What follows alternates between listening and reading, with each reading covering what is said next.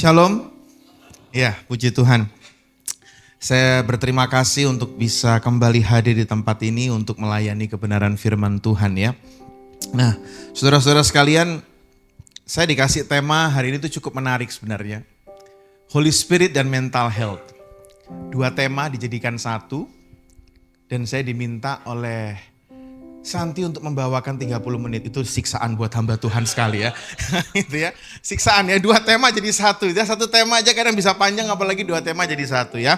Itu siksaan buat saya. Nah, sebenarnya berbicara mental health, itu saya nanti hanya akan memberikan dasar saja. Tapi sebetulnya kalau mau bicara lebih jauh mengenai mental health itu adalah istri saya. Karena istri saya memang khusus sekolah konselor. Ya, nah tapi guru saya sebetulnya adalah istri saya itu.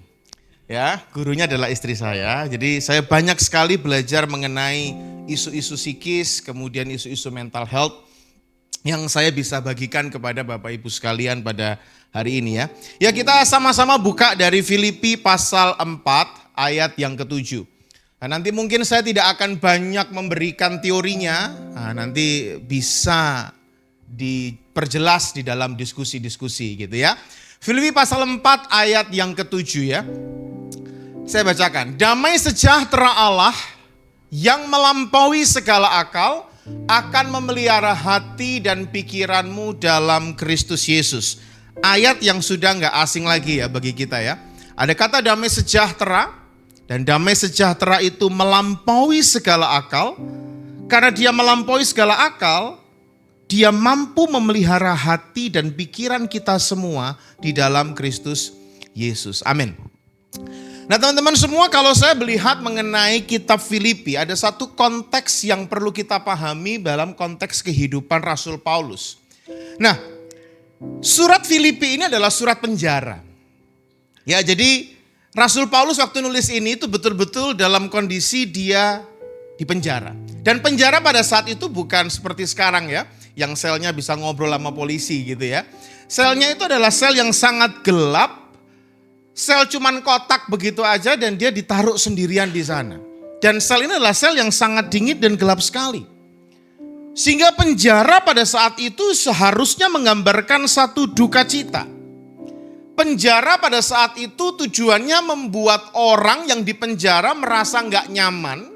Dan terus kemudian dia akan mengalami sesuatu yang menyesakkan di dalam hatinya dan akan melemahkan dia baik dalam cara dia berpikir, kemudian mentalnya, perasaannya. Ya tujuannya adalah untuk mematikan mental daripada orang yang dipenjara. Bayangkan penjaranya hanya penjara kotak, lihat kiri kanan hanya ada tembok dan hanya diberi jendela sedikit kecil. Memang tujuan penjara pada saat itu untuk melemahkan perasaan, pikiran, mental daripada orang yang dipenjara. Nah tetapi adalah suatu hal yang menarik, kontras sekali dengan kondisi mental dari rasul ini. Rasul ini dikatakan adalah rasul yang berada dalam kondisi yang sukacita dan berpengharapan kepada Allah. Dari mana saya tahu? Gampang sekali, baca aja suratnya.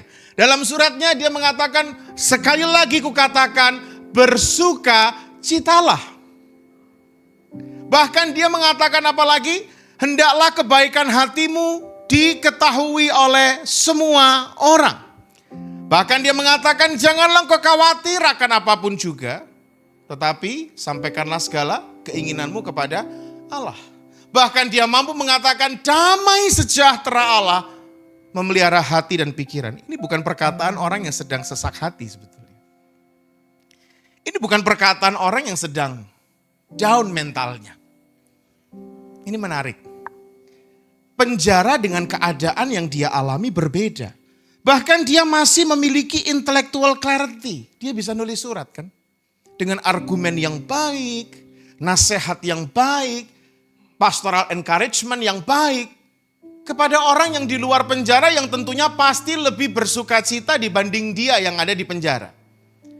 Tetapi yang menarik dia masih memiliki intellectual clarity, kestabilan mental. Dan saya yakin ketika dia mengatakan damai sejahtera Allah melampaui segala akal, memelihara hati dan pikiranmu, bukan cuma sekedar statement. Betul-betul di penjara itu dia dipelihara oleh damai sejahtera Allah. Sehingga keadaan tidak menentukan kondisi mentalnya. Keadaan tidak melemahkan cara dia berpikir, kelemahan tidak melemahkan perasaannya. Justru orang yang di luar sana yang berada di dalam penjara yang sebenarnya. Tapi dia dalam penjara tidak terpenjara oleh itu semua. Makanya dia kan pernah mengatakan pada waktu diadili kepada orang yang mendengar khotbah dia. Segera atau lambat, semua orang yang ada di sini menjadi sama seperti aku. Artinya percaya, kecuali rantai ini. Artinya apa? Kuasa Allah, damai sejahtera Allah, Injil tidak pernah terbelenggu oleh penjara maupun rantai. Sehingga apapun keadaan yang terjadi, damai sejahtera itu terus menguasai hati dan pikiran daripada Paulus. Nah teman-teman, yang menarik adalah kondisi mental semacam ini, itu bukan tanpa akar. Akarnya justru berakar daripada Kristus sendiri sebagai teladan kedamaian. Kenapa? Karena ia tetap berada di dalam keheningan dan keteduhan ketika ia ditangkap, diadili, dipukuli, disiksa, dan disalibkan. Bukankah itu penampilan yang kita lihat dari Kristus itu sendiri? Ditanya apa saja, dia diam. Diam bukan dia tidak bisa menjawab. Dia sangat bisa menjawab. Makanya ketika dia ditanya Pilatus, benarkah engkau raja orang Yahudi? Cara jawabnya pun cetar juga. Jawabnya apa? Pertanyaan ini keluar dari kamu atau cuma dengar dari orang? Oh, itu bagi apologet. Jawaban semacam itu mematikan itu. Apa engkau benar raja orang Yahudi? Artinya gini, kalau kamu cuma dari kata orang, ya berarti kamu gak percaya. Tapi kalau kamu mengatakan, apakah engkau raja orang Yahudi dari dirimu sendiri? Berarti memang ada curiosity iman di dalam dirimu. Dari cara jawabannya, dia sangat bisa menjawab sekali pertanyaan-pertanyaan itu. Tetapi kenapa di dalam beberapa hal dia tidak memilih untuk menjawab? Kenapa? Karena dia tetap berada di dalam keheningan dan keteduhan yang melampaui segala akal itu. Itulah Kristus. Justru dia menyerahkan segala sesuatu kepada Bapanya. Dibombardir oleh cacian, caci maki, siksaan, pukulan, hinaan. Bahkan bisa saya katakan prosesi Yesus disiksa, dipukuli hingga dia disalib itu adalah pembulian yang tersadis sepanjang masa. Dan itu seharusnya melemahkan mental. Dan itu seharusnya mematikan karakter seseorang. Karena kan dia nggak cuma sekedar disalib. Prosesinya kan panjang. Dipukuli. Kalau kita lihat Passion of the Christ ya. Wajah-wajah dari tentara Roma. Itu kan kayaknya sangat senang sekali memukuli orang ya. Mencambuk orang. Orang ini harus dibully habis-habisan sampai babak belur. Badannya sudah nggak berbentuk lagi. Kemudian masih disuruh pikul salib. Dan kemudian sebelum disalib apa? Ditelanjangi. Pembulian yang tersadis sepanjang masa. Itu salib. Tetapi ada satu perkataan di salib dia mengatakan apa? Ya Bapa. Apa? Patenono kabeh, apa begitu ngomong? Enggak kan ya? Saya lihat wajah-wajah saudara tegang semua ini ya. Ini mungkin gara-gara pengaruh musik ini juga pengaruh ini ya. Nah ya, musik itu membuat kita teduh banget. Lama-lama saya sudah lihat ada yang sudah gini-gini. Nah itu masuk ke dalam keheningan dan keteduhan yang kekal ya gitu ya. Nah itu, gak apa-apa ya kan. Nah dia mengatakan apa? Apakah Bapa bunuh mereka semua? Enggak ya. Dia mengatakan ya Bapa, ampu. Kalimat seperti itu gak akan keluar kalau di dalam kondisi yang sedang sakit secara mental. Gak mungkin. Kalimat semacam itu keluar dengan tulus. Karena Yesus berada di dalam keteduhan dan keheningan yang sejati. Kenapa? Karena dialah sang damai sejahtera itu sendiri. Dan inilah yang juga dialami oleh Rasul Paulus. Makanya dikatakan, damai sejahtera yang melampaui segala akal memelihara hati dan pikiranmu dalam Kristus Yesus. Artinya apa? Kalau damai sejahtera ini ingin kita miliki, seseorang itu harus berada di dalam Kristus. Dan saya bisa katakan damai sejahtera ialah sumber keteduhan dan ketenangan jiwa yang membuat jiwa kita berada dalam kondisi well-being.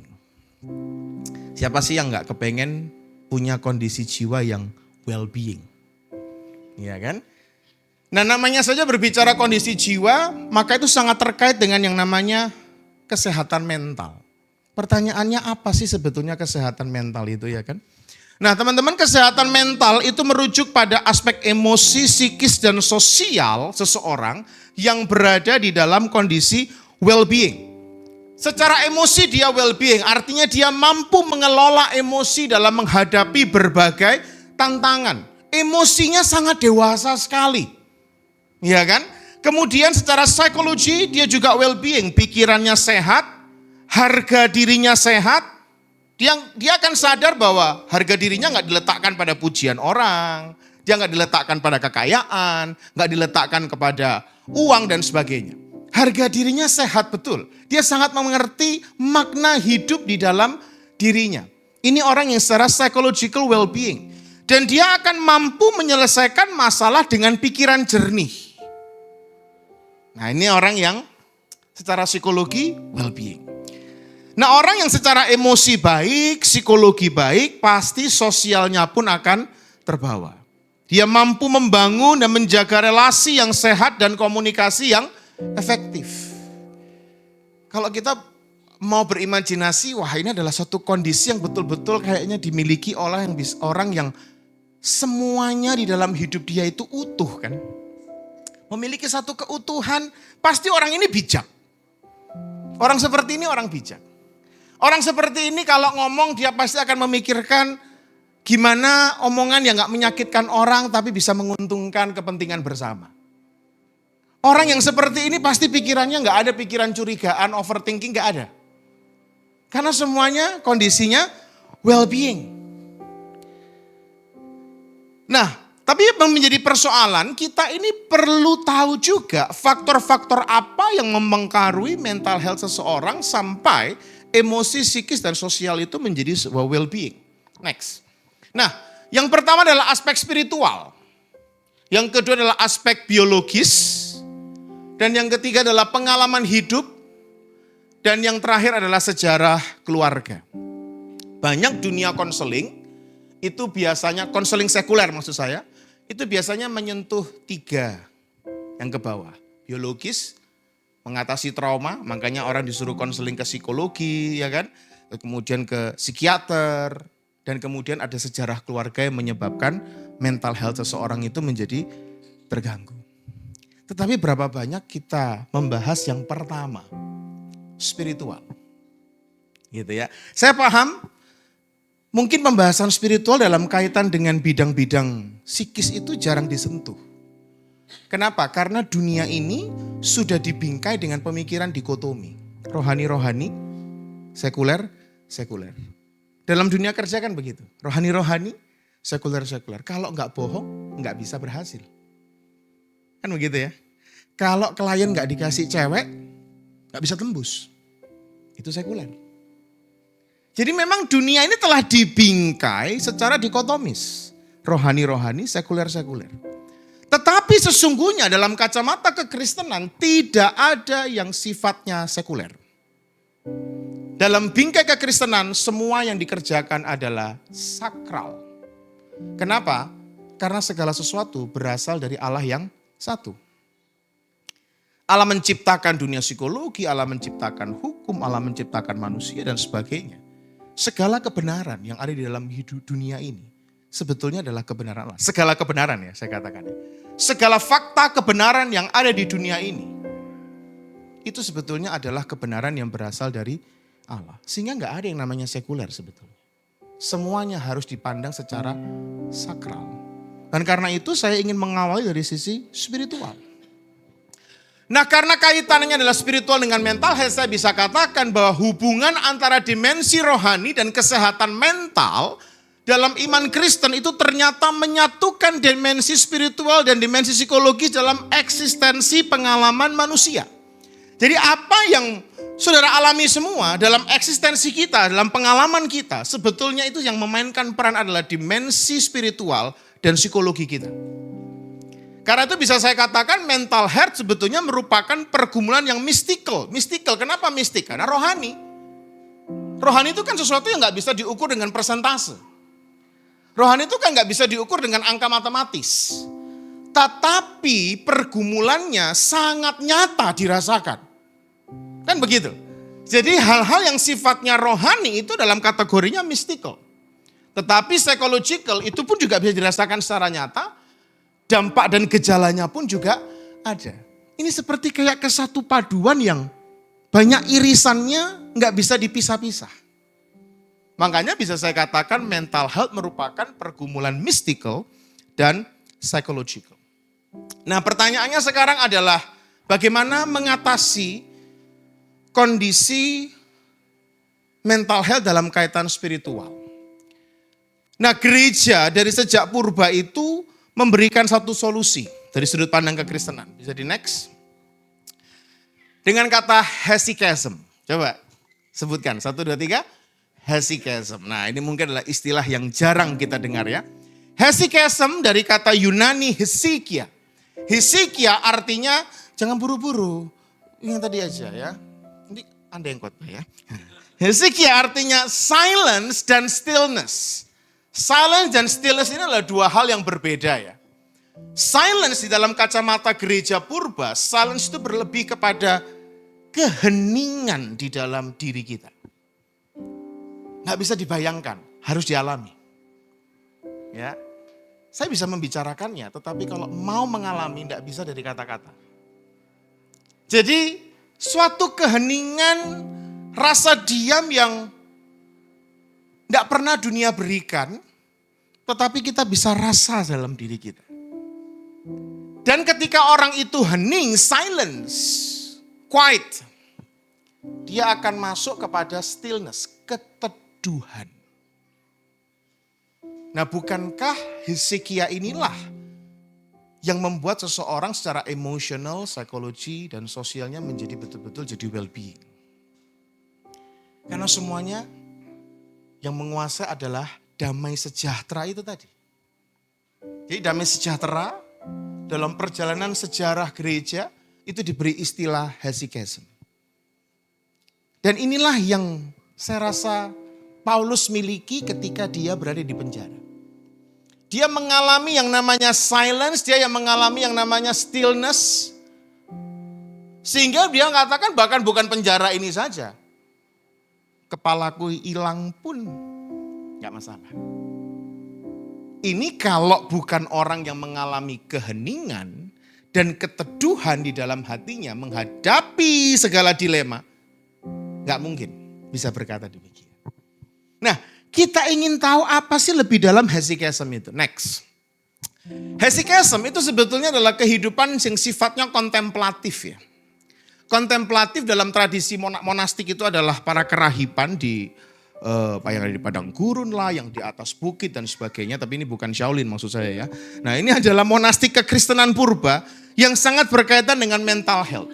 Jadi gereja dari sejak mulanya itu sudah memberikan cara dan sangat concern dengan yang namanya mental health. Tapi mungkin dulu istilahnya di abad keempat, kelima ya mereka nggak kenal istilah mental health. Tetapi gejolak-gejolak atau gejala-gejala daripada mental health ini sangat dirasakan di dalam gereja. Sehingga gereja itu memberikan satu solusi yang namanya kehidupan hesychasm menjadi solusi bagi kesembuhan baik itu rohani maupun mental health seseorang. Kenapa kehidupan hesychasm ini berkaitan dengan mental health? Karena mencakup keadaan manusia yang holistik. Rohaninya kena, mentalnya kena, pikirannya pun disembuhkan, sehingga orang itu kembali menjadi utuh. Next. Nah dimensi spiritual ini akhirnya mempengaruhi dimensi psikologis, dan dimensi spiritual itu oleh gereja disebut sebagai nous, yaitu eye of the soul. Nous itu adalah tempat di dalam hati kita yang dimana itu tempat orang bisa mengenal Allah yang benar. Itu nus. Makanya Alkitab memberikan terjemahan LAI kita, itu menerjemahkan kata nus itu dengan ragam terjemahan. Biasanya begini, akal budi, itu nus. Kemudian apalagi? Pikiran, itu nus. Jadi nus ini adalah suatu istilah yang alkitabiah yang dipakai oleh Rasul Paulus untuk mengatakan bahwa selain mata jasmani kita, ada yang namanya mata rohani. Nah, mata rohani ini ketika seseorang itu buta atau digelapkan oleh dosa, membuat orang itu menjadi tidak bisa melihat secara clear yang well-being itu seperti apa, yang benar itu seperti apa. Karena ketika nus itu dibutakan oleh dosa, maka dia itu dipisahkan, diceraikan dari Allah, sehingga orang itu berada di dalam kondisi mental yang distorsi, rohani yang distorsi, karena dia tidak bersatu dengan Allah yang hidup itu. Makanya orang kalau mau dipulihkan selalu carinya siapa? Allah. Begitu kita jauh, kita mengalami kekeringan, kita mengalami distorsi, kita mengalami distraksi. Tapi bukan kontraksi ya maksud saya. Nah, distorsi dan distraksi di dalam rohani dan mental seseorang. Ini semua kenapa? Karena dosa telah menggelapkan seluruh yang ada di dalam diri orang itu. Orang itu meskipun nusnya gelap, dia masih bisa pintar. Ya kan? Dia masih bisa kuliah tinggi. Bisa nggak dia menjadi orang yang bijak? Bisa.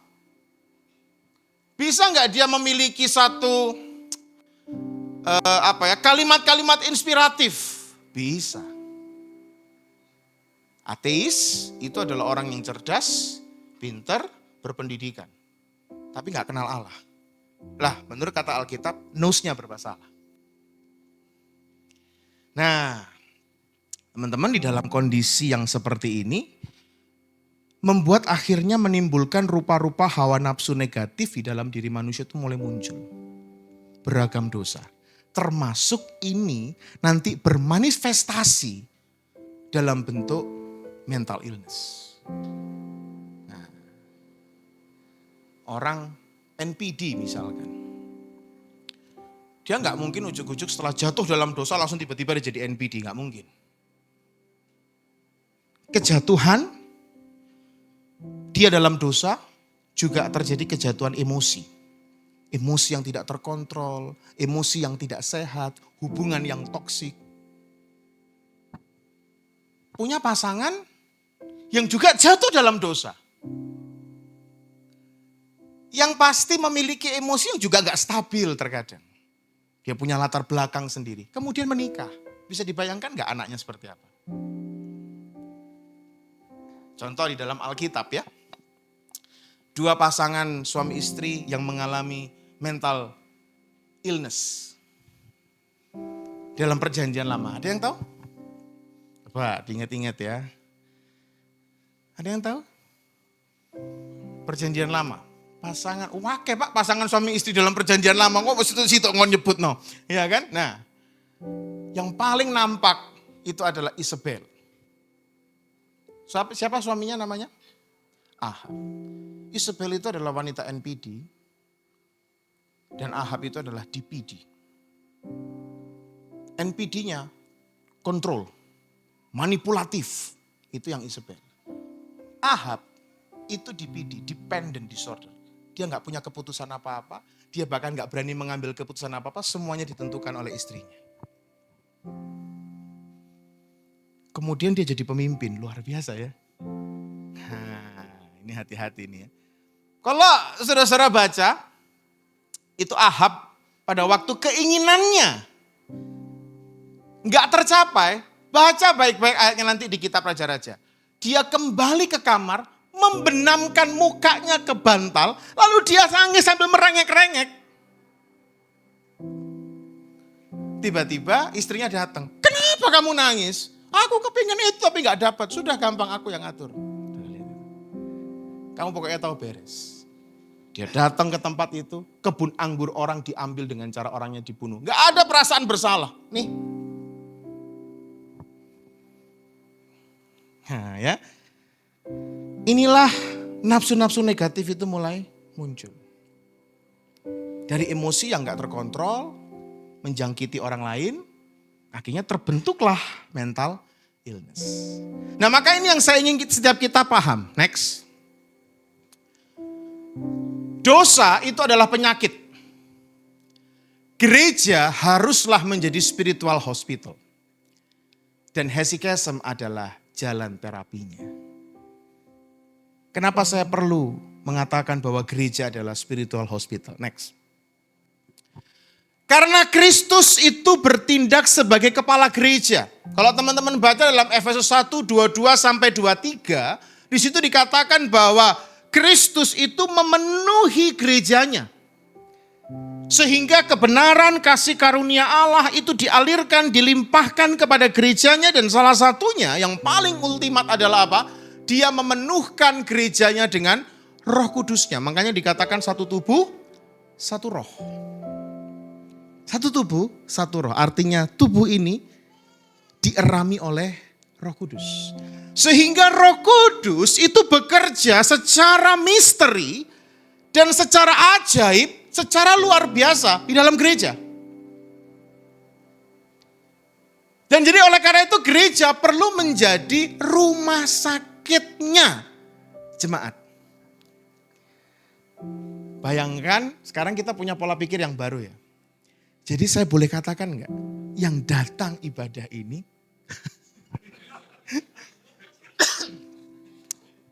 loh setuju enggak? Yang datang ke gereja ini adalah siapa? Orang yang, maaf kata nih ya, tapi saya enggak perlu minta maaf, orang ini kebenaran sebenarnya ya. Yang secara rohaninya saya yakin pasti memiliki rohani-rohani yang belum sembuh dalam penyakitnya. Dan pasti datang ke gereja dengan segala kondisi latar belakang mental yang mungkin juga belum sembuh tetapi dipendam dan diabaikan begitu saja. Dan ketika datang semuanya seolah seperti penuh roh. Tapi begitu sudah berorganisasi di gereja, dikasih kepemimpinan, mulai muncul semua. Makanya gereja pecah sana, pecah sini. Berantem sana, berantem sini. Itu bukan cuma masalah berantem, itu masalah penyakit rohani dan mental. Nah, gereja harus seperti ini. Harus memang betul-betul menjadi rumah sakit rohani. Nah, pemimpin dan pelayan Tuhannya juga jangan dalam kondisi yang masih sakit. Tapi ya caranya orang sakit, melayani orang sakit. Berarti orang yang melayani Tuhan haruslah orang yang sudah mengalami terapi kesembuhan dari Allah. Karena dia mengalami damai sejahtera itu supaya damai sejahtera ini bisa di-share-kan ke orang lain. Betul ya? Nah akhirnya penyakit ini akhirnya berupa hasrat yang gak terkendali, pikiran terdistraksi, kebutaan rohani, keterasingan dari Allah itu sendiri dapat disembuhkan kalau kita menyadari bahwa gereja itu adalah spiritual hospital. Next. Dan penyakit mental health itu macam-macam. Anxiety, depresi, pikiran obsesif, kemelekatan yang toksik. Itu tadi saya katakan NPD, DPD, dan lain-lain. Ini cuman, anxiety itu cuman yang kelihatan. Tapi nanti kalau orang itu dikonseling, ditarik akarnya, itu bisa macam-macam. Makanya penanganan setiap orang anxiety itu bisa beda-beda. Ada yang anxiety karena barang. Makanya Yesus bilang apa? Janganlah kamu khawatir. Don't be anxious. Janganlah khawatir. Anxiety. Jadi ini cuma hanya gejala yang kelihatan. Tapi kalau ditarik dalam, ungkapan-ungkapan emosi terdalam itu juga akan terlibat di sana. Jadi mental illness itu melibatkan emosi negatif.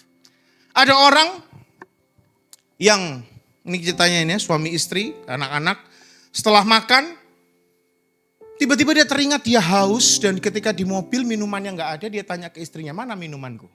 Lah ya ketinggalan sudah di restoran tadi. Orang kalau normal di dalam hal ini, biasanya ngapain responnya setelah tahu itu? Hah? beli lagi. Atau enggak, ya wis lah. Terus, ini enggak. Dia stop mobilnya, istrinya disuruh turun. Jalan kaki, ambil air minumnya di restoran itu. Enggak boleh pulang sebelum ketemu. Apakah kita mau mengatakan ini wajar? Ini enggak ada urusannya dengan illness? Kondisi penyakit dosa bermanifestasi dalam kondisi-kondisi yang kita sebut mental health, yang kita katakan mental illness ini. Nose perlu diterapi dan disembuhkan agar mental illness juga bisa sembuh. Nah, ini adalah langkah-langkahnya. Next. Hesychasm sebagai langkah terapinya. Yang pertama adalah ascetic practice. Kemudian spiritual guidance. Dan yang ketiga adalah community. Saya tidak akan memberikan lebih dalam mengenai hal ini. Tapi yang saya sekedar sebut saja nanti bisa diperdalam ketika diskusi gitu ya. Next.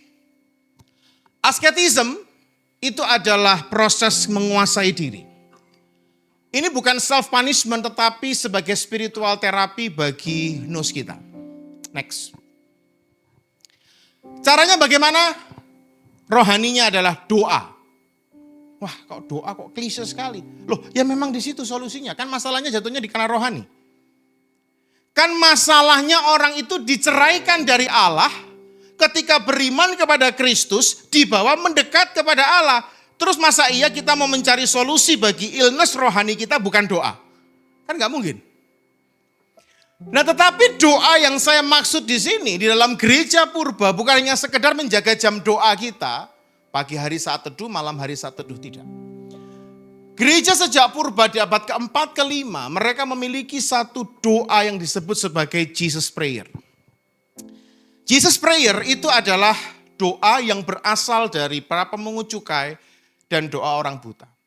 Kalimatnya mereka sederhanakan menjadi, Tuhan Yesus Kristus, Anak Allah yang hidup, kasihanilah aku, orang yang berdosa ini. Tuhan Yesus Kristus, Anak Allah yang hidup. Solusi hanya di Yesus. Kasihanilah aku. Ya, kita memang perlu dikasihani. Dan kata kasihanilah aku, itu dalam bahasa Yunaninya artinya sembuhkanlah aku. Kyrie eleison. Sembuhkanlah aku. Karena aku orang berdosa. Ini adalah doa yang Bapak Ibu bisa naikkan, kembangkan anytime. Bapak Ibu punya jam doa sendiri, good. Selesai doa, perlu ada doa tindak lanjut. Jesus Prayer. Yang berikutnya adalah watchfulness napsis. Oleh gereja sebut napsis adalah praktek self-awareness yang secara konstan menolak pola mental negatif dan mengarahkan diri kepada Kristus.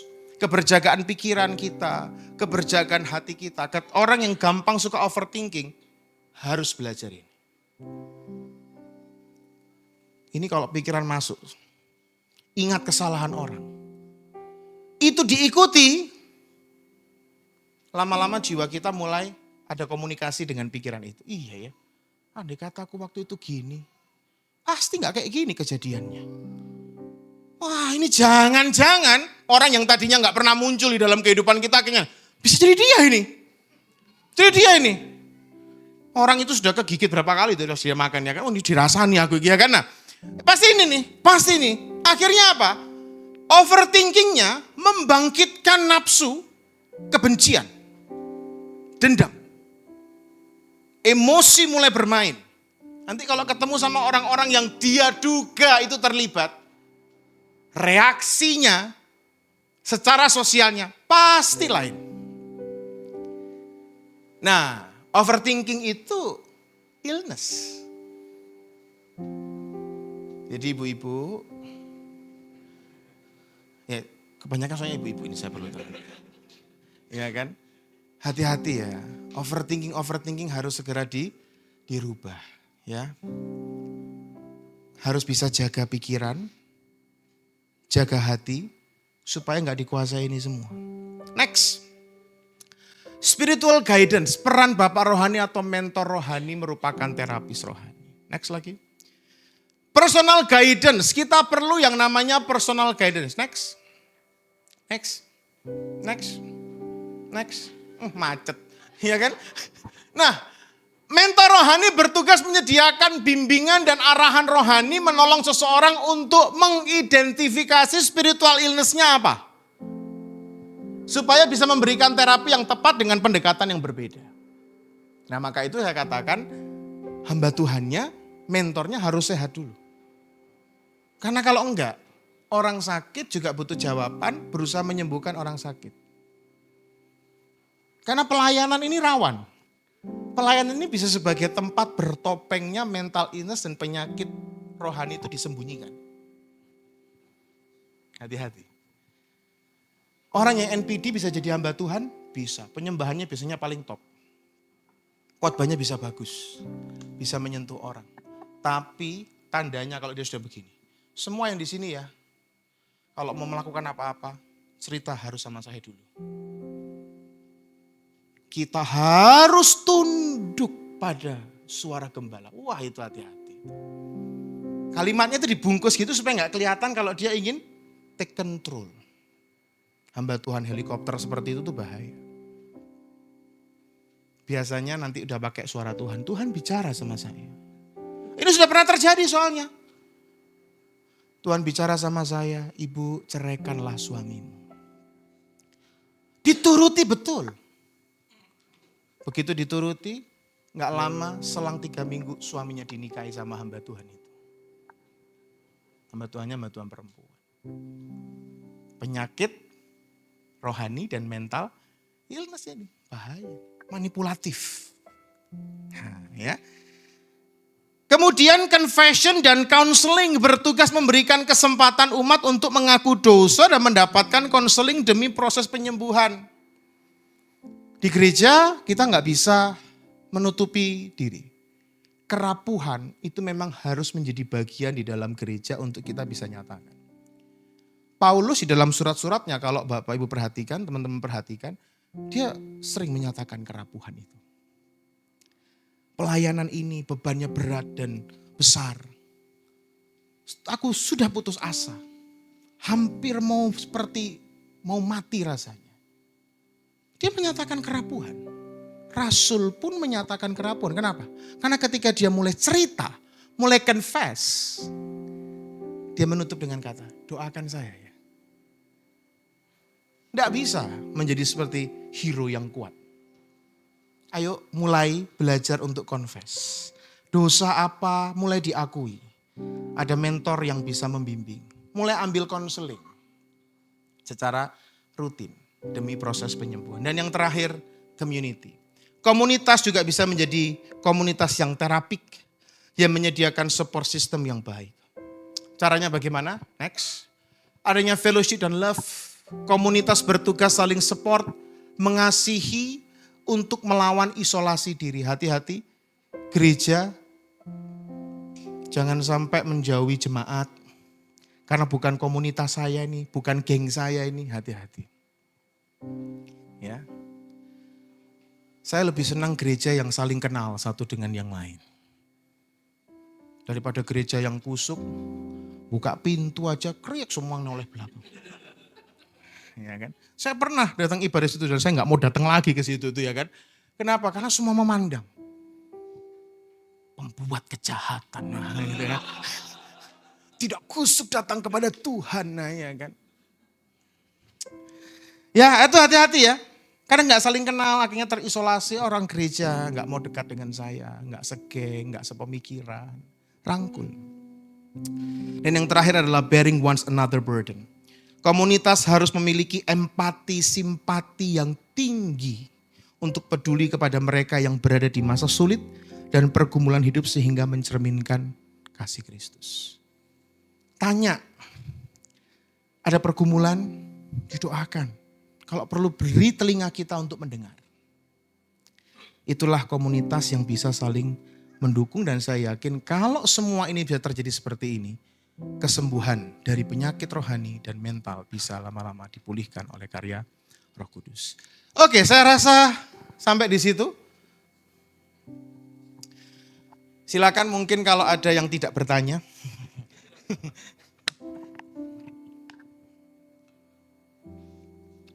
Ya, mungkin materinya hari ini bagus sekali gitu ya. Jadi mungkin hari-hari belakangan ini kalau kita topik mental illness itu mental health gitu ya, itu sesuatu yang booming ya. Zaman dulu saya masih kecil, masih remaja, nggak pernah booming di istilah mental health gitu ya. Tapi hari-hari ini mungkin di masyarakat, media sosial itu sangat-sangat sering diangkat itu ya, mental health, pentingnya mental health. Bahkan mungkin bagi para istri supaya nggak mental sering healing. Nah itu katanya. Tapi hari ini firman Tuhannya berbeda, ini solusinya berbeda. Nggak cuma sekedar healing gitu ya. Jadi bapak-bapak mungkin istrinya bilang, jangan lupa ke gereja aja gitu ya. Untuk healingnya ke gereja aja, nggak selalu healing gitu ya.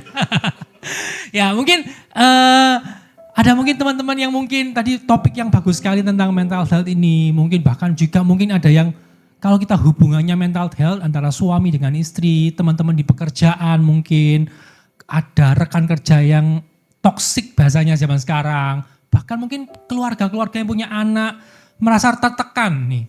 Aduh gimana ya, saya tahu membesarkan anak itu membesarkan bukan sebuah benda gitu ya. Ini kan ada makhluk hidup yang berevolusi terus gitu. Jadi mungkin orang tuanya merasa, aduh sumpek yang ngurusin anak itu ya. Nah ini firman Tuhan tuh bagus sekali tentang spiritual itu menjadi solusi. Ini bagaimana menghubungkan antara yang namanya rohani dengan istilah mental health. Kalau di luar sana seringkali bagus sekali pastor bilang spiritual itu jarang dibahas gitu ya. Spiritual itu jarang dibahas.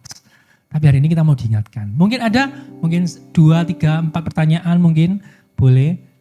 Kalau belum ada boleh dipikir dulu. Saya kasih pertanyaan membuka dulu ini ya. Pertanyaannya mungkin seringkali kita ini merasa bahwa apakah saat kita mengalami masalah mental kita, apakah itu bisa jadi penanda bahwa oh mungkin kalau seringkali di gereja itu ya, oh kamu lagi punya masalah ya, mungkin kamu lagi jauh dari Tuhan ini ya. Mungkin kamu hidupmu ada yang tidak salah, ini ada yang salah daripada hidup Anda misalnya. Apakah itu mungkin berhubungan Pak? Seringkali kalau kadang-kadang kita kan konseling sama hamba Tuhan, pendeta gitu ya. Yang mungkin ini ya, saya kan nggak tahu apakah hamba Tuhan itu tahu tentang konseling dan macam-macam gitu ya. Kemudian ada yang menjudge kita gitu ya. Kamu mungkin kurang berdoa. Oh, mungkin kamu ini nggak pernah baca firman ini, makanya kamu punya banyak masalah gitu ya. Apakah itu true ataukah mungkin itu nggak selalu gitu ya? Mungkin bisa dapat pencerahannya ini ya. Ya. Oke. Bisa benar, tetapi tentu saja nggak selalu begitu. Karena gini, orang yang misalkan saya tadi katakan MPD begitu ya, dia bisa menjadi orang yang rohani, doanya rajin, baca Alkitabnya rajin, pelayanannya rajin. Tetapi biasanya orang seperti itu kalau mau jujur, dia pasti akan terasa sebetulnya ada sesuatu yang lain di dalam hati tapi dia nggak bisa jelaskan itu apa. Karena orang NPD itu kan nggak akan sadar dia punya salah. Iya kan? Dia akan selalu merasa baik-baik saja. Iya kan? Tapi jujur di hati dia sebetulnya dia tahu dia punya masalah tapi dia nggak tahu mengungkapkannya gimana. Paling dia biasanya berpikir ini cuma hanya masalah aja. Tapi yakinlah orang yang seperti itu bisalah orang yang rohani. Tapi saya juga ingin meyakinkan biasanya itu hanyalah ritual agamawi. Doanya. Ya doa-doa. Nasihatnya bagus. Nah penanganan seperti ini gimana orang seperti ini? Betul secara rohani tetap diarahkan karena sekali lagi yang membentuk mental seseorang menciptakan itu kan Tuhan. Tuhan yang paling tahu solusi terbaik secara rohaninya iya kan. Dan mental seseorang itu. Nah tetapi kita yang manusia itu kan perlu membongkar dulu. Trauma dia mungkin ada di masa lalu. Nah iya kan misal nih. Dia di keluarganya di masa kecilnya. Mungkin dia adalah orang yang selalu mendapat kelas kedua. Misal, apa-apa kakaknya, apa-apa cecenya, apa-apa kokonya. Ya kan? Nah, nanti barang dari koko atau cecenya yang bekas dikasih ke dia.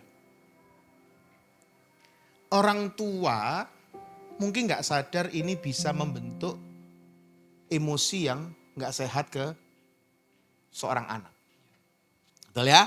Nah, ini kalau diteruskan, nanti akan memunculkan satu rasa di dalam diri seorang anak akan begini.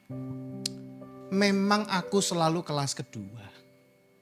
Nanti kalau aku sudah besar, aku akan cari duit sendiri. Aku bisa memenuhi segala yang aku mau. Ya, motif yang keluarnya bagus. Oh berarti dia pekerja keras. Belum tentu. Pekerja keras ya, dari kecil sudah punya niat untuk, belum tentu. Motif dibalik itu yang harus dibongkar. Ketika dia sudah memiliki semuanya, akhirnya apa? Dia merasa mau take control orang. Kalau sudah sampai ke taraf ini, mentalnya sakit. Wah tapi orang kayak gini kalau muji Tuhan, wah nomor 1. Ya kan? Di saatku tak berdaya. Wah bagus sekali dia kalau nyanyi ya kan. Kuasamu yang sempurna. Oh, gitu mungkin dia kali ya kan. Nah, tapi sakit bisa. Nah jadi solusi rohani tetap. Kalau dia sudah doa bagus teruskan. Tapi doanya jangan sampai agamawi. Harus relasional. Karena Kristen bukan legalistik. Kristen itu adalah iman relasional. Dan sambil dia dibongkar. Pelan-pelan. Tapi yakinlah orang NPD gak akan datang ke saudara terus, aku NPD nih. Mujizat kalau dia mengatakan seperti itu ya kan. Nah dia harus dibongkar pelan-pelan. Sadar enggak? Ini menyakiti ini, menyakiti ini. Jangan harapkan dia akan merespon, iya sadar terima kasih. Enggak akan. Ngomong apa kamu ini? Pasti itu respon dia. Saya baik-baik saja kok. Malah akhirnya kita yang menasehati dituduh melawan dia. Nah makanya yang menangani hamba Tuhan harus ada hikmat dari Tuhan, ya kan? Dibina kalau enggak dibinasakan, boleh ya kan? Boleh itu ya, lanjut. Oke, ada sudah terpikir pertanyaan-pertanyaan, tanya aja. Yang spontan tuh biasanya tuh yang bagus itu ya biasanya, yang pop ya oke. Pak Pendeta. Iya, Bu dosen. Bagaimana caranya membuat seseorang yang kita duga punya masalah mental ini, bukan mengaku ya, at least minta maaf gitu loh. Karena saya percaya masalah itu tidak pernah selesai kalau dia tidak pernah dengan sungguh-sungguh menyadari bahwa dia dalam kondisi tersebut.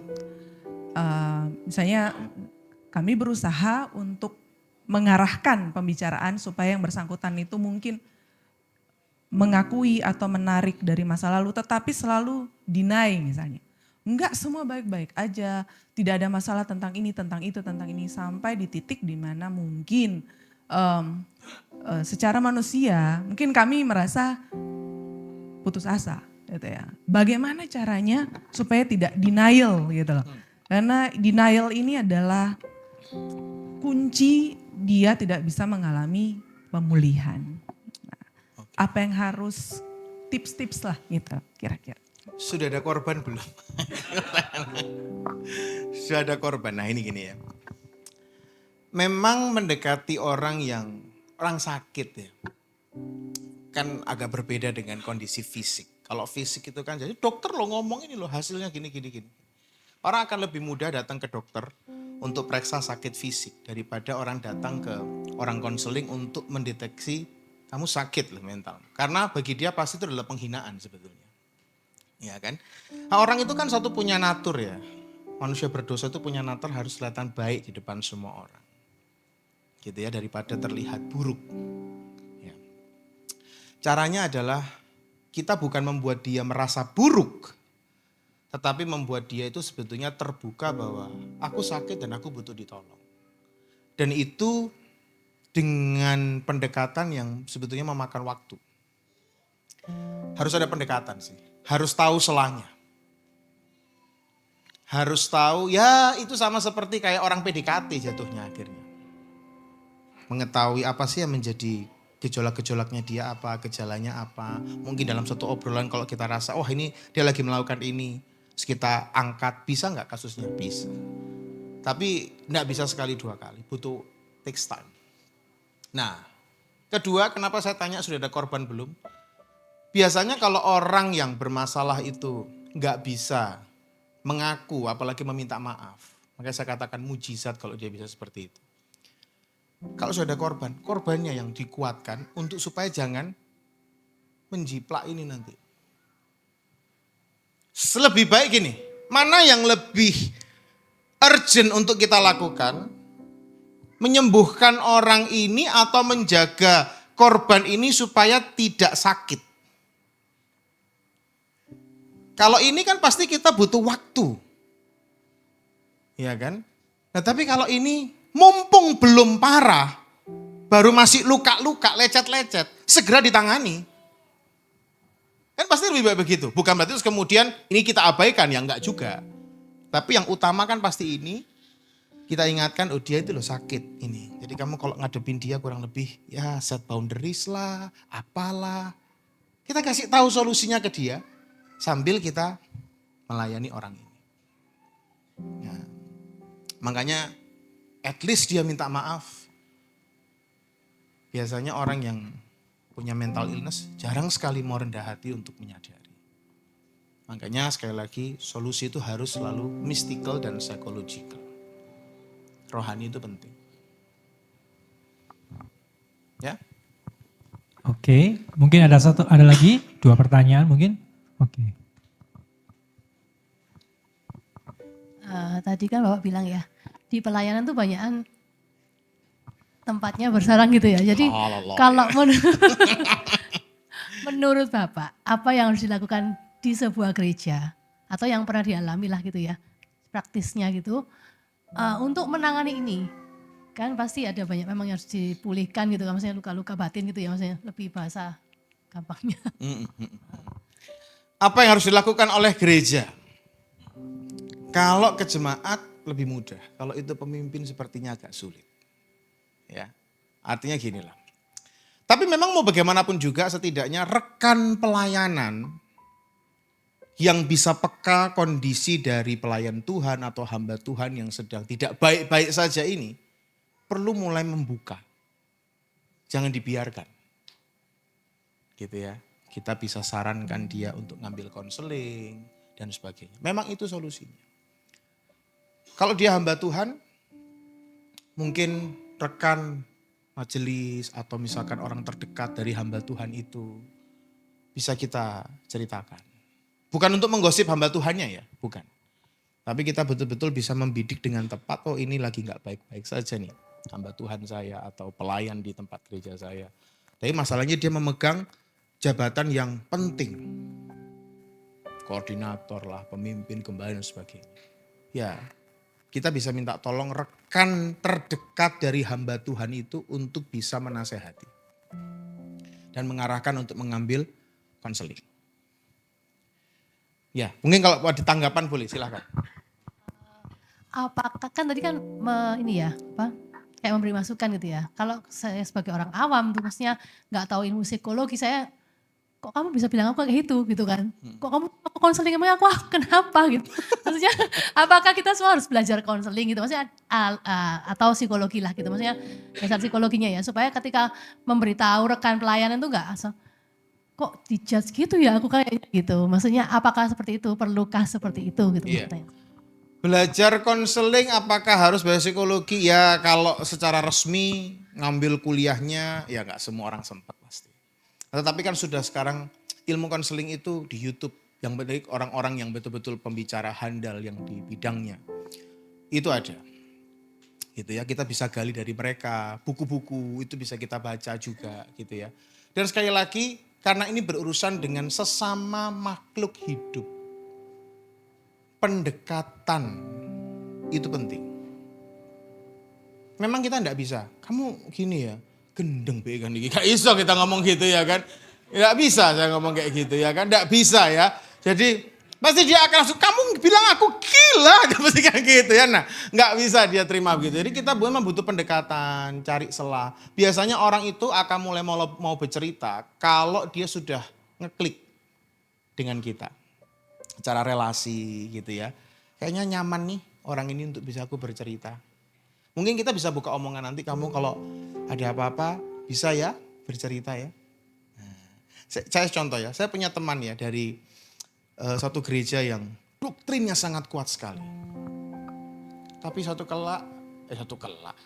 ketika dia chatting istri saya. Bu, saya mau cerita. Gitu ya. Saya ini kenapa ya Bu ya? Orangnya gampang tersinggungan.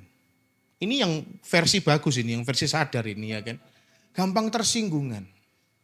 Kenapa? Nah, istri saya mulai ngomong begini. Apakah Ibu pernah dalam pelayanan mengalami dilukai orang?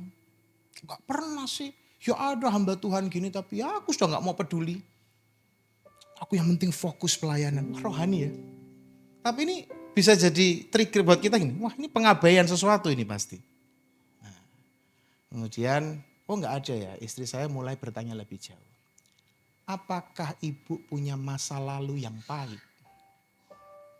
Langsung dia diem. Suami saya.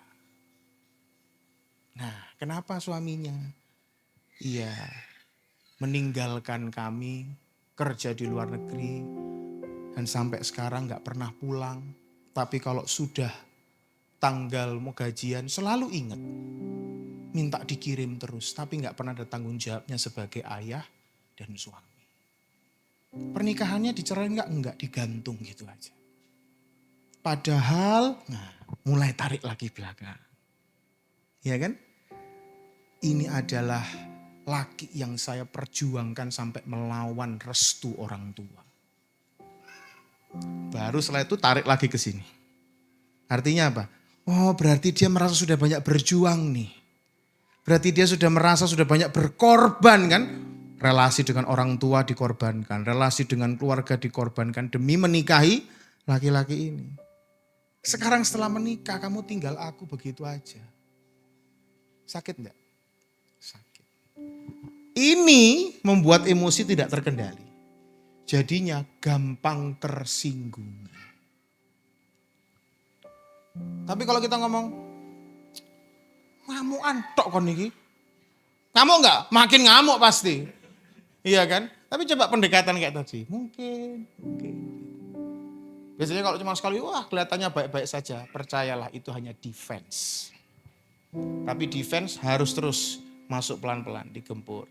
Yesus waktu melayani perempuan Samaria, kan dia enggak langsung, suamimu limo ya. Wah, iku iso jenenge ibu iku saya kayak ngambil dari sumur. Dilempar itu air dari sumur itu ya. Suamimu limo ya. Kuwendeng iki rorek. Lah mesti ngono kan enggak mungkin toh. Kan pasti Yesus enggak mungkin masuk suamimu limo ya. Suami limo ikut duduk suamimu kabeh. Ngono. Wah, ya repot nek Yesus ngomong kayak gitu kan enggak toh. Cara dia masuk itu loh. Iya kan? Samaria sama Israel saling konflik. Dia datang ke perempuan Samaria. Sampai perempuan Samaria, kamu kan orang Israel.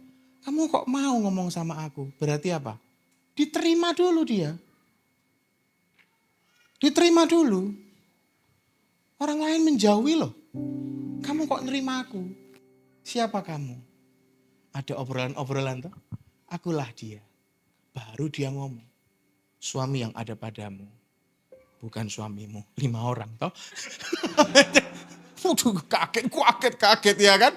Sudah kaget dia Mesias. Sekarang urusan pribadiku dia tahu semua ya kan. Nah tapi kita lihat endingnya. Hidupnya dipulihkan gak? Iya dari diterima dulu. Diajak ngobrol. Dipulihkan oleh Mesias. Nah itu. Ya. Oke, masih ada lagi mungkin satu terakhir mungkin ada? Lihat waktu, oke. Penasaran sama yang cerita ditinggal suami ke luar negeri. Bukan suaminya.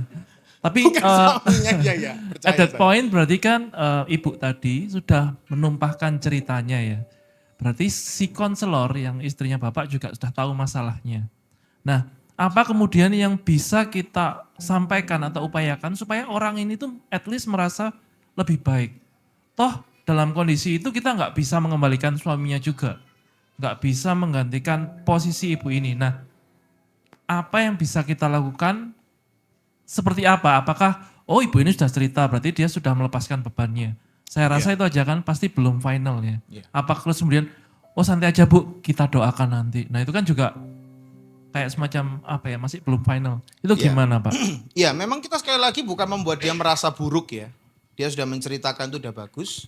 Nah, istri saya itu selalu mengulang kalimat begini. Konseling itu bukan jalan keluar, tetapi jalan masuk.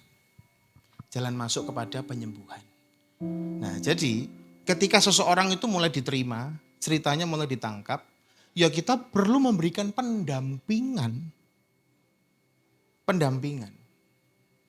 Dari saya ketika komunikasi, aku tuh dijogo cocot ini. Ya kan, ibaratnya kan gitu kan. Oh ini gampang tersinggung. Jangan mengucapkan guyonan-guyonan yang membuat dia makin terbuka rasa tersinggungnya kan begitu. Iya kan? Dijaga ini, lidah ini ya kan. Makanya tadi hidup dan mati dikuasai lidah gitu loh ya kan. Tepat sekali bacaan hari ini ya kan. Jadi hati-hati menggemakan sesuatu, ya kan? Nah, ketika dia mulai ngomong yang ke arah sana, saya pun bekerja sama dengan istri. Akhirnya orang ini, Bu, itu adalah masa lalu, ya. Ayo Bu, meskipun saya tahu dia nggak akan cerita sama saya. Dia akan, karena mungkin laki-laki ya. Dia rekan pelayanan saya juga. Tapi ketika saya mulai memantik itu, setidaknya dia ngomong gini, gitu tak Pak? Rasa sadar, oh gitu ya, salah ya. Itu kan saya bertindak sebagai seorang mentor rohani bagi dia untuk mengingatkan jangan kembali ke situ. Ini loh obatnya. Minuman. 3 kali sehari minum ibaratnya kan begitu. Nah tapi yang mendampingi adalah istri saya. Jadi ajak pelayanan, besuk orang sakit, besuk yang tua-tua, ya kan. Nah, jadi butuh pendampingan. Kalau masih bisa ngomong begini, sudah bisa nyaman curhat begini, aman. Yang susah itu kan kalau sudah lansia ya. Nah, itu kan. Nah, kalau lansia itu antara on off pikirannya, ya kan. Nah, ini kan susah ya kan. Apa oh ini? Apa oh ini? Nah, itu kan sudah repot kalau sudah kayak gitu ya kan. Nah, kayaknya kalau sudah seperti itu ya saya serahkan istri saya. Tapi takutnya saya yang jadi mental illness nanti ya. Ya, saya rasa itu mungkin ya dari saya. Jadi butuh harus ada pendampingan ya. Terus diajak berdoa dan seterusnya ya.